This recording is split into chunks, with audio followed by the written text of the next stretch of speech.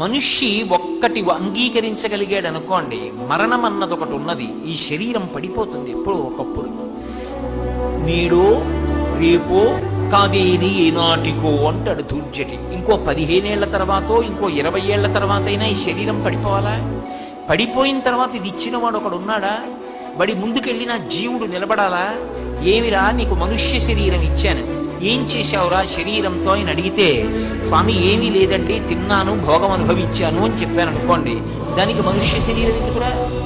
ఇంకొక ఉపాధి ఇస్తాను పొమ్మన్నాడు అనుకోండి, నేనేమైపోవాలి? నా జీవుడు ఏమైపోవాలి?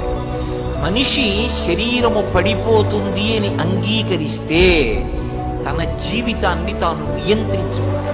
ఎందుకని అంటే జీవుడు జవాబుదారీ కనుక దీపముండగా ఇల్లు చక్కబెట్టుకో. గురు పుణ్యమహోరాత్రం, అందుకే చెయ్యవలసిన పుణ్యాన్ని వాయిదా వైకు, వెంటనే పుణ్యం చేసేసుకో. ఇక్కడున్న